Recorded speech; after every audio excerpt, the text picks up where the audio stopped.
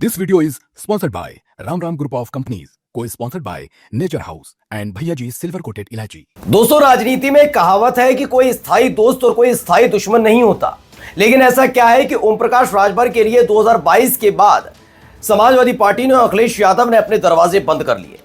लेकिन अब ऐसा क्या है कि जिन अमित शाह ने योगी आदित्यनाथ के विरोध के बावजूद भी एनडीए में ओम प्रकाश राजभर को न केवल शामिल कराया बल्कि दबाव डलवाकर मंत्री तक बनवाया, उन्हीं अमित शाह के खिलाफ, मोदी के खिलाफ ओम प्रकाश राजभर खड़े हो गए। वैसे भी ओम प्रकाश राजभर के लिए उत्तर प्रदेश की सियासत में कहा जाता है कि वो कब कहां कैसे पलट जाए पता नहीं। 2 घंटे पहले जिस नेता को कोस रहे हैं, 2 घंटे बाद उसी के साथ गलबैया करते मिले, ये भरोसे के काबिल नहीं है। ओम प्रकाश राजभर कुछ पता नहीं है, वो कुछ भी कर सकते हैं। ये बात समय रहते अखिलेश यादव तो भाप गए थे, लेकिन खुद को तथाकथित चाणक्य कहने वाले अमित शाह भाप नहीं पाए। और अब देखिए, वही ओम प्रकाश राजभर मोदी और शाह के लिए सिरदर्द बन गए और योगी आदित्यनाथ के बेहद करीब आ गए। दरअसल एक खबर निकल कर आई है, खबर बिहार से निकल कर आई है, लेकिन बिहार से जो खबर निकल कर आई उसने मोदी शाह को बेचैन किया और उत्तर प्रदेश की सियासत को गरमा दिया है। यह खबर पिछले 24 घंटे में उत्तर प्रदेश की सियासत में जो घटा उसके बाद आई है सामने कि कैसे ओम प्रकाश राजभर ने एक बार फिर से अपना खेमा चुन लिया है। जो लेकर आए थे नेताजी एनडीए में, जिन्होंने बनवाया था मंत्री, अब उन्हीं के खिलाफ मोर्चा ओम प्रकाश राजभर ने खोल दिया है। नमस्कार, मैं हूं प्रज्वल गौतम और आप देख रहे हैं खबर चौक। दरअसल ओम प्रकाश राजभर, सबसे पहले देखते हैं कि उनका फायदा कहां है। ओम प्रकाश राजभर देखते हैं कहां उन्हें ताकत मिल सकती है, वो देखते हैं कहां वो मंत्री पद पर बने रह सकते हैं और उसी लिहाज से वो फैसले लेते हैं। 2022 से पहले उन्होंने इसी उम्मीद के साथ फैसला लिया था। पहले उनको लगने लगा था कि वो इतने बड़े नेता बन चुके हैं कि जहां वो चल देंगे पूरी की पूरी भीड़ उनके साथ चली जाएगी। इसीलिए योगी कैबिनेट से इस्तीफा दिया था और उसके बाद वो लगातार संघर्ष करते रहे, लेकिन सत्ता से दूरी उनको ज्यादा दिन रास नहीं आई।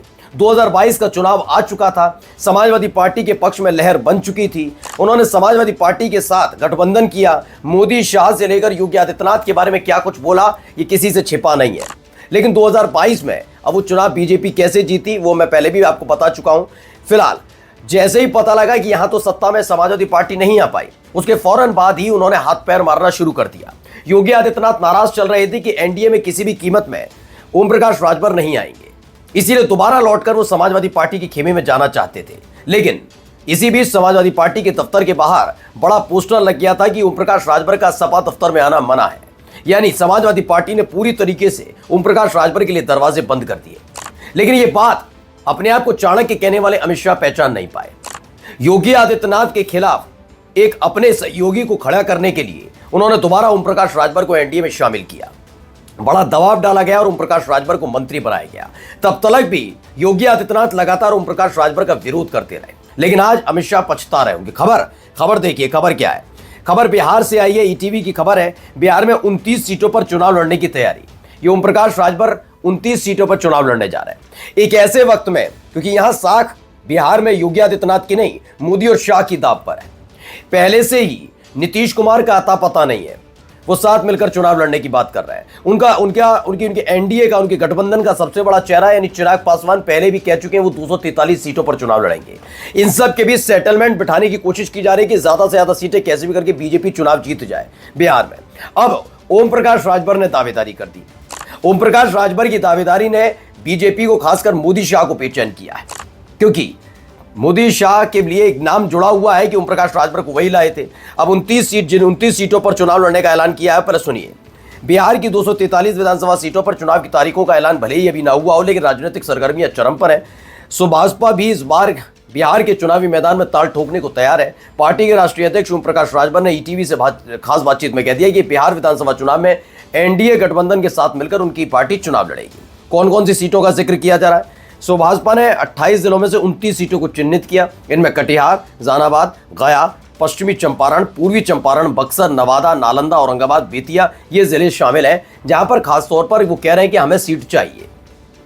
अब आप कहेंगे कैसे फंसे मोदी शाह, तो मैं आपको बताता हूं। बिहार में एनडीए इस समय सीटों के बंटवारे को लेकर सबसे ज्यादा परेशान चल रही है। उसको समझ नहीं आ रहा है कि किसके खाते में कितनी सीटें डाली जाए और अपना कितनी सीटें रखी जाए, जिससे हम ज्यादा से ज्यादा सीटें जीते और बीजेपी का विधायक मुख्यमंत्री बने। चिराग पासवान ने पहले ही टांग अड़ा रखी है। और ऐसे में अगर ओम प्रकाश राजभर साथ में सामने आते हैं तो न चिराग पासवान मानेंगे न जनता दल यूनाइटेड। ऐसे में बीजेपी को अपने खाते की सीटें देनी पड़ेंगी, यानी और सीटें कम हो जाएंगी, जो मोदी शाह कतई नहीं चाहेंगे। अब ये क्यों कर रहे हैं ओम प्रकाश राजभर, तो आपको बता देता हूं। दरअसल पिछले 24 घंटे में एक खबर आई। खबर यह है कि केशव प्रसाद मौर्य, ब्रजेश पाठक और योगी आदित्यनाथ सारे के सारे पहुंचे दिल्ली में अलग अलग मुलाकातें हुई। इन सब के बीच खबर यह भी आई कि राष्ट्रीय अध्यक्ष पद के लिए केशव प्रसाद मौर्य के नाम फाइनल हो रहा है।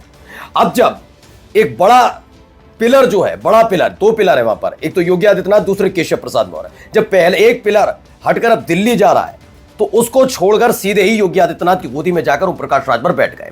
याद करिए 2024 का लोकसभा चुनाव हुआ था, जिसमें योगी आदित्यनाथ पर लगातार दबाव बनाया जा रहा था कि वो मुख्यमंत्री पद छोड़े और केंद्रीय मंत्री बन जाए मोदी सरकार में। योगी आदित्यनाथ ने मोर्चा खोल दिया और उन्होंने मुख्यमंत्री पद नहीं छोड़ा। आरएसएस ने उस वक्त उनका साथ दिया था।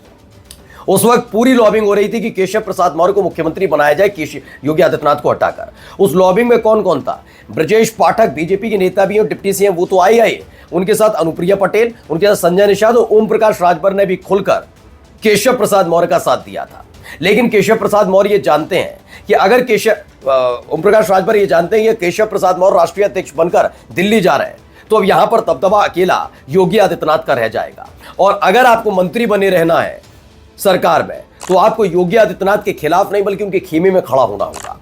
इसीलिए उन्होंने फौरन ही पिछले 1 महीने के अंदर 3 से 4 बार मुलाकात ओम प्रकाश राजभर और उनके बेटे योगी आदित्यनाथ से कर चुके हैं। ये सारी चीजें हो रही हैं।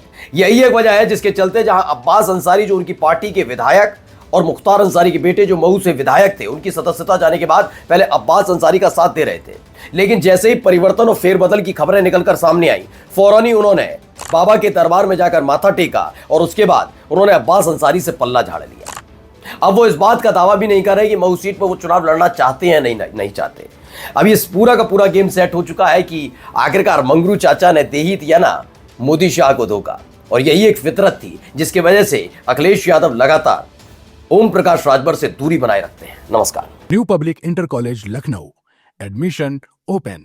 फॉर मोर इन्फॉर्मेशन कॉल 0522 282232 और 7755 089585।